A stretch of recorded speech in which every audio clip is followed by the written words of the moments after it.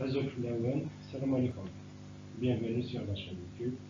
Donc aujourd'hui nous allons traiter quelques exercices, ou plutôt un exercice, sur les oscillations libres des systèmes à 1 degré d'une tige qui oscille dans le plan vertical. Alors l'énoncé dit que, en prévision du début des TP, un enseignant a voulu montrer une expérience simple, mais qui permet de bien comprendre le calcul des énergies potentielles, élastiques et gravitationnelles. Alors il opte donc pour une expérience sur le pendule. Il avait à sa disposition donc un ressort de constante de raideur K et une tige mince de masse M et de longueur L. Donc la tige est homogène. Il réalise les trois expériences suivantes. Donc, il réalise les trois montages des figures 1, 2, 3, que nous allons voir bientôt, de sorte qu'à l'équilibre, la tige est soit verticale, soit horizontale, c'est-à-dire θ égale à 0. Alors, dans chaque cas, on vous demande de calculer l'énergie potentielle et l'allongement du ressort à l'équilibre. On vous demande alors de déduire dans ce cas la condition des oscillations pour chaque cas, l'énergie cinétique et la pulsation propre des oscillations. Donc le montage, voilà. C'est un enseignant qui a une tige et une tige mince homogène de masse M de longueur L, un ressort de constante de raideur K, et puis il se propose donc de faire ce montage-là, ou bien ce montage-là, ou bien ce montage-là. Alors le problème c'est que donc il a réalisé, donc l'enseignant rédige le texte du TP sur la base du montage, des trois montages, je veux dire, et confectionne une planche pour réaliser son montage. Le jour de la manipulation en présence des élèves, l'enseignant se rendit compte qu'il a égaré son ressort et décide donc de faire le TP avec un ressort de constante de raideur K'. Donc il a perdu il s'est rendu compte que le ressort, il l'a perdu, donc il a trouvé un ressort de rechange, mais K' il est inférieur à K. Donc ce qui se passe, ici ça n'influe pas, en principe ici ça n'influe pas pour la position d'équilibre, mais ici, si vous mettez un ressort plus petit, alors la tige va descendre un peu parce que son poids il est plus grand par rapport à la force de rappel du ressort. Donc, à l'équilibre, elle sera inclinée comme ça. C'est-à-dire, au lieu de faire un angle de pi sur 2, elle va faire un angle de θ0 ici avec l'horizontale. Alors, donc, on va commencer par...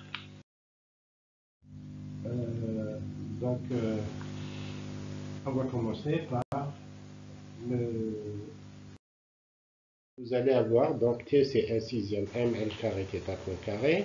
Quand vous dérivez par rapport à θ point, le 2 va descendre, ça va vous donner un tiers. Et donc, ça va vous donner ça en définitive. Donc le 1,5 ici, il est parti. Le 1 sixième s'est transformé en un tiers. Après un tiers, le 3 il manque, donc ça vous donne ça. Alors qu'est-ce que vous constatez ici? C'est que si le Ka carré est inférieur à mgl sur 2, ce terme est négatif, donc la pulsation n'existe pas. Donc là, c'est ce qu'on appelle la condition d'oscillation. Deuxième cas, il met la tige donc vers le bas. Il met la tige vers le bas, comme ça. Donc à l'équilibre, la tige est verticale, c'est-à-dire θ égale à 0. Donc on refait le même calcul. Donc pour le centre de masse, RCM, c'est donc je projette le centre de masse, ici c'est L sur 2 sinus θ, sur X exactement, donc, et puis sur Y, c'est L sur 2 cosinus θ, donc il est là que le L sur 2 cosinus θ, c'est tout ça. Et donc la vitesse, donc je dérive et je multiplie par θ point, donc c'est L sur 2 cosinus θ la dérivée. Ici, la dérivée, c'est moins L sur 2 sinus θ, et je multiplie par θ point. Alors, pour DRCM, DRCM, c'est L sur 2 cosinus θ dθ, je dérive et je multiplie par dθ. Donc moins L sur 2 sinus θ dθ. Et pour le poids, c'est 0, mg est 0, puisqu'on a pris un axe, vous ici, vers le bas. Donc le mg est positif. Alors si vous faites ça, ma foi, vous appliquez l'une et l'autre des méthodes, soit le théorème de Koenig ou le théorème de Huygens, vous allez trouver la même chose, vous allez trouver le même résultat. C'est une tige qui oscille autour d'une extrémité, donc c'est 1/6 ml carré θ point carré. Donc cet exercice de la tige, l'énergie cinétique, nous l'avons traité en détail dans le chapitre 0, c'est-à-dire les rappels sur le formalisme de Lagrange. Donc il y est complètement en détail. Alors pour le UGM, maintenant, regardez ce qui va changer par rapport à tout à l'heure. Il y a juste ici un signe moins qui n'apparaît pas. Donc ce signe moins va rester. Et donc quand vous faites moins PDRCM, ici vous aurez un signe moins, ici vous avez un signe moins. Donc en tout c'est plus. Et l'intégrale de sinus θ, c'est moins cosinus θ. Donc pour θ, ça vous donne moins cosinus θ, moins cosinus 0, ça fait plus 1. Donc ça vous donne mgl sur 2, facteur de 1 moins cosinus θ. Alors qu'est-ce que vous constatez ici? Vous constatez tout simplement que cette grandeur, elle est positive. Donc ça ne va pas nous embêter. Voilà. Donc ça va me donner ce résultat-là. Alors pour le ressort, ma foi, c'est toujours la même, puisqu'il est accroché à une distance A de l'extrémité. Donc, il s'allonge de A sinus θ ou bien à θ. Donc là, ici. Et puis, donc ça vous donne un demi de K à θ plus delta L au carré. Alors, même chose, si vous faites le delta U sur delta θ, pour θ égale à 0, vous allez vous rendre compte que delta L est égal à 0. En effet, dans les deux cas précédents, le ressort ne joue aucun rôle. C'est-à-dire que la tige est verticale. Même si j'enlève le ressort, elle reste verticale. Donc vous trouvez une énergie, regardez, qui est strictement positive ici. Donc ici, le coefficient est positif. Donc ici, il n'y a pas de condition d'oscillation. Le oméga 0 existe toujours. Donc voilà, regardez, il n'y a pas le signe moins. Et donc, le système, il oscille. Il n'y a pas de condition d'oscillation. Alors, pour le troisième montage, c'est celui-là. Donc la tige, elle est horizontale à l'équilibre, c'est-à-dire que elle équilibre, la tige ici est horizontale, elle est comme ça. Donc alors cette fois-ci, le centre de masse, donc il est là. Sur X, donc l'axe des X, c'est celui-là. Donc il se projette ici, c'est-à-dire c'est L sur 2 cosinus θ. Donc ça a changé, méfiez-vous. Pour Y, le centre de masse, il est là, donc il s'est déplacé de ça. Cette quantité-là, c'est-à-dire L sur 2 sinus θ, et sur Z, c'est 0. Donc, finalement, la vitesse, on a dit je dérive et je multiplie par θ point, je dérive par rapport à θ, ça va me donner ici moins L sur 2 sinus θ, parce que c'est un cosinus, je multiplie θ point, plus L sur 2 cosinus θ point, et je calcule également dRCM, c'est-à-dire je dérive et je multiplie par dθ. Donc dRCM, c'est moins L sur 2 sinus θ dθ, donc le même qu'ici, L sur 2 cosinus θ dθ, et pour le poids, il est vers le bas, le poids, il est vers le bas comme ça, donc c'est 0 mg0. Alors, donc l'énergie cinétique, vous trouverez toujours 1/6 ml carré θ point carré. Pour le UG, vous intégrez, donc vous allez faire le produit mg avec L sur 2 cosinus θ, donc ici. Donc c'est moins PDRCM. Ici le signe moins reste. Ici vous aurez mg L sur 2 cosinus θ et vous allez trouver c'est moins mg L sur 2 sinus θ. Alors, vous auriez pu faire également c'est mg delta h, la hauteur du centre de masse, donc la variation de hauteur, le centre de masse, il était là, et il est descendu de cette quantité-là, c'est-à-dire L sur 2 sinus θ, et comme c'est une diminution, donc il y a le signe moins qui apparaît. Donc U, on applique toujours la même relation, voilà. Après, que si je fais la dérivée par rapport à θ, de θ à θ, la dérivée par rapport à θ en θ égale à 0, et que je la mette égale à 0, donc ça va me donner delta L égale mgr sur 2K. Donc l'énergie potentielle totale, ici vous voyez ce qu'il y a de nouveau, c'est que le UG n'intervient pas, et donc oméga 0, vous voyez, donc il n'y a pas de UG, il n'y a pas de terme ici en mgl cosinus θ, donc oméga 0 c'est racine carrée de 3 Ka carré sur ml carré. Il n'y a pas de... Voilà. Voilà, vous avez le signe moins qui est là. Donc celui-là, il va rester, il ne va pas partir. Donc ça va vous donner donc mgl sur 2 moins cosinus θ plus θ0 entre θ0 et θ. Vous voyez, vous allez ici avoir deux termes, c'est mgl sur 2 cosinus θ0 moins, à cause du signe moins, donc ici, moins cosinus θ plus θ0. Et donc, ce terme-là, vous pouvez le mettre en cosinus A plus B, c'est cosinus A cosinus B, moins sinus A sinus B, et comme il y a un signe moins, donc ici vous aurez un signe plus. Donc ça vous donne ce terme-là. Pour les oscillations de faible amplitude, hein, donc si vous faites oscillation de faible amplitude, ma fois sinus θ c'est à peu près 0, et donc il vous reste là sinus θ égale θ, pardon, et voilà qui est là, sinus θ égale à θ. Et ici vous remplacez cosinus θ par 1 moins θ2 sur 2. Alors le cosinus θ avec 1 fois cosinus θ, ça vous donne 0. Il vous restera moins θ carré sur 2 avec le signe moins, donc il va se transformer en plus θ carré sur 2. Donc je refais ici, c'est 1 moins θ carré sur 2 que multiplie cosinus θ, 0. Et donc cosinus θ 0 avec moins, et celui-là, ils vont partir. Et moins θ 0 carré sur 2, avec le moins, il donne plus. Donc il restera quand même le θ 0 ici. Pour celui-là, il ne pose pas de problème. C'est sinus θ, c'est-à-dire θ, sinus θ 0. Donc, si maintenant, pour l'énergie potentielle du ressort, ça ne change pas, c'est toujours la même. Donc, la même forme. Donc, ici, vous aurez une condition d'oscillation qui est celle-là.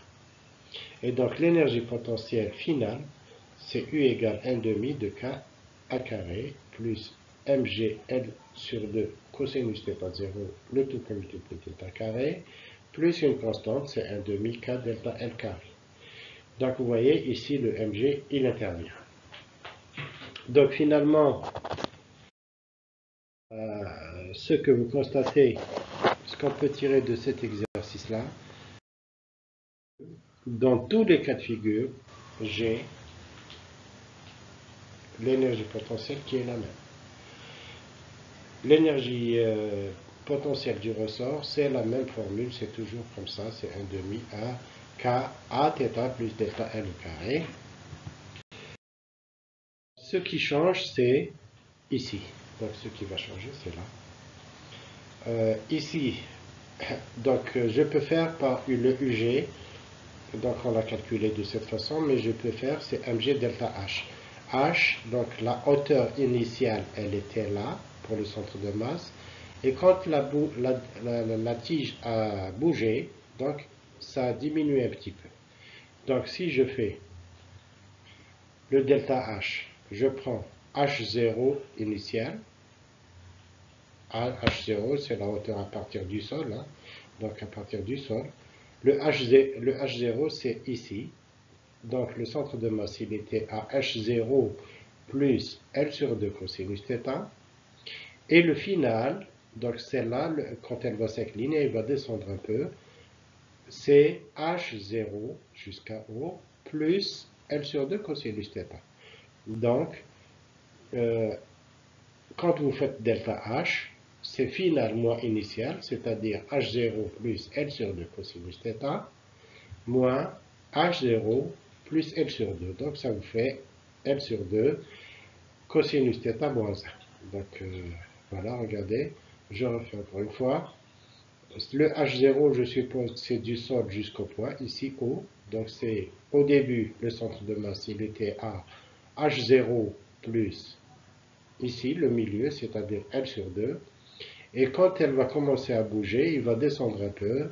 Donc c'est H0 toujours, plus cette fois-ci, j'ai mis L sur 2 cosinus θ. Donc, quand vous appliquez la relation, ça vous donne ça. Alors, on peut faire la même chose ici. Donc, si je prends à partir du sol, donc c'est hauteur finale moins hauteur initiale. Hauteur initiale, je prends tout ça, c'est H0, mais le centre de masse est là, moins L sur 2. Donc, hauteur initiale, c'est H0 moins, il était à L sur 2, moins L sur 2, c'est-à-dire ici. Ça, c'est hauteur initiale. La hauteur finale, c'est H0, c'est-à-dire là, à partir du sol par exemple, moins, cette fois-ci, le centre de masse est là. Et donc, il est monté un petit peu. Donc, moins L sur 2 cosinus θ. Donc, moins L sur 2 cosinus θ. Et donc, si vous développez, ça vous fait H sur 2 facteur de 1 moins L sur 2 facteur de 1 moins cosinus θ. Alors, vous remarquez que ici, l'énergie potentielle, la variation d'énergie potentielle est négative. Donc, c'est un équilibre instable. Et ici, la tige toute seule, elle est en équilibre instable. Ici, c'est toujours positif, donc elle est en équilibre stable. Donc c'est... Alors pour la position horizontale, si je fais avec UG égale mg delta H, donc ma fois elle était là, elle était pour cette position-là, θ. Donc le centre de masse, il était à l'équilibre ici, horizontal, et après il est descendu jusque là, c'est-à-dire la variation c'est moins L sur 2 sinus θ, c'est cette distance-là, et elle est négative parce que il est descendu. Bien sûr, si j'avais pris une tige vers le haut, même chose, hein, donc ça m'aurait donné la même chose. Alors, pour cette situation-là, on peut le faire aussi.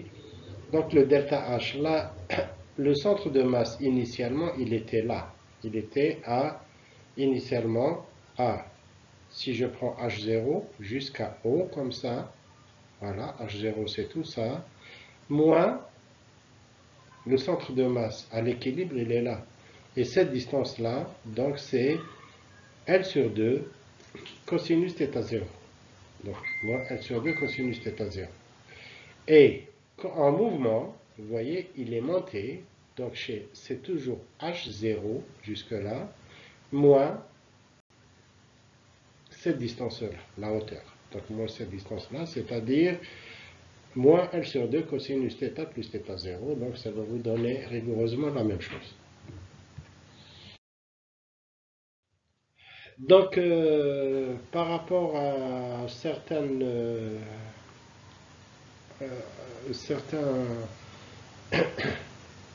par rapport à certaines affirmations qu'avancent les élèves, les étudiants, on vous dit par exemple, on ne tient pas compte de UG si le point est collinéaire, même direction que le déplacement. On vous dit qu'on ne tient pas compte de UG si à l'équilibre, la direction de P ne passe pas par O. Donc vous voyez, ça c'est un cas intermédiaire. Alors, dans le cas où la tige était verticale comme ça, était horizontale comme ça, le MG n'intervenait pas. Dans le cas où elle était verticale vers le bas, on avait un équilibre stable, et vers le haut, équilibre instable. Ben ici, on a une situation qui est intermédiaire, donc l'énergie potentielle, elle intervient quand même, elle n'est pas égale à 0. Donc là, il faut vous méfier, hein, le poids ici. Le poids,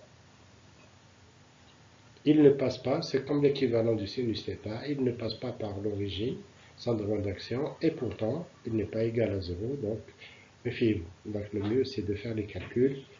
Voilà, et je vous remercie pour votre attention.